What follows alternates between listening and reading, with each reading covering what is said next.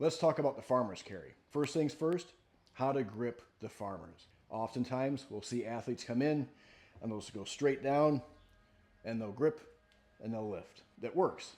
However, all that weight is distributed on these 4 fingers on each hand. Ideally, what you want is to have all the weight distributed upon the whole palm and fingers. You can lock it in a little bit better. And here's the trick. You come in, instead of going straight down and gripping like so, you come in, cup it, take your fingers, wrap it around the handle, your thumb over your index finger. Then from here, when you lift it up, like so, it straightens out and all the skin in your palm kind of wraps around the handle and it distributes the weight throughout the whole palm versus just the fingers.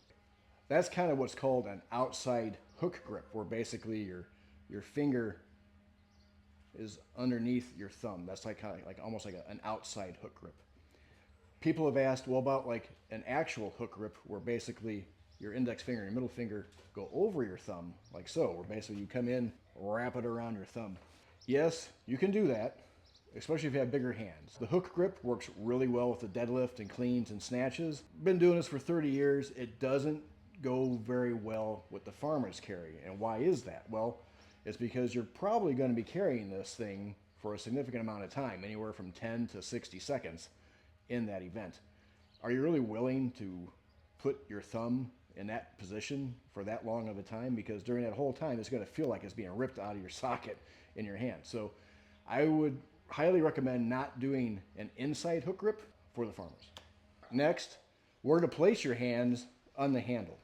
Most people will tell you what you want to do is put your hands all the way towards the back or towards the front. It kind of depends on who you talk to.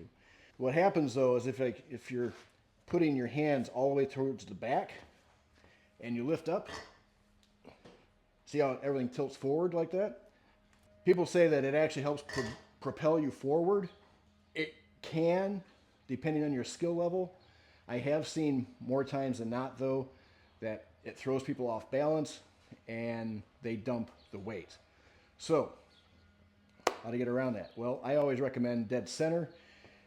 You have more control that way. If you're adherent to moving your hands to the back a little bit, you may slightly, just a smidge, that will propel you forward a little bit. But like I said, it all depends on your skill level. So if you're fairly new to the event, I wouldn't do that because it will throw you off balance. Next, we're going to talk where to place your feet in relation to the handles of the farmers. Like I said earlier, I always like to grab dead center of the handle. So basically you want to place your midfoot basically right about where the mid of the handle is. Your width isn't wide like this. It's more of your natural walking stance.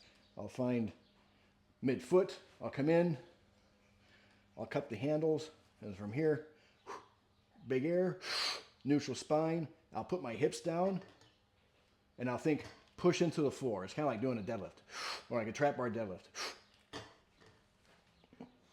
If your feet are back, now this is kind of an exaggeration, but say if your feet are further back and you pick up, man, you feel it like all on the back. Ugh. Not very efficient. Try to position your feet where they're more or less centered along with the handle. Lastly, we're going to talk about foot speed. Your stance, normal stance like you would like a normal walk, like so, because you don't want to come in, have your feet wide, and then bring it in and then go. That wastes time and energy. When you take off, I often see this with athletes, they'll take off and they'll take a big stride, like so. And what happens is especially if your hands are towards the back of the handle, as the weight increases, mistakes get magnified tenfold. You'll see often take a big step, they'll dump the weight. We always recommend kind of like doing the first, second, third shifting gears type of method. Hey buddy. You lift it up, you take like half a step, which is like first gear, 3/4 of a step, second gear, full step, third gear. From there, your steps don't increase in stride like this. They increase in speed.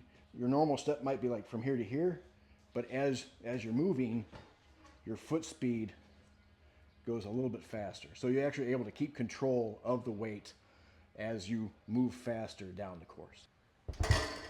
Director's bed.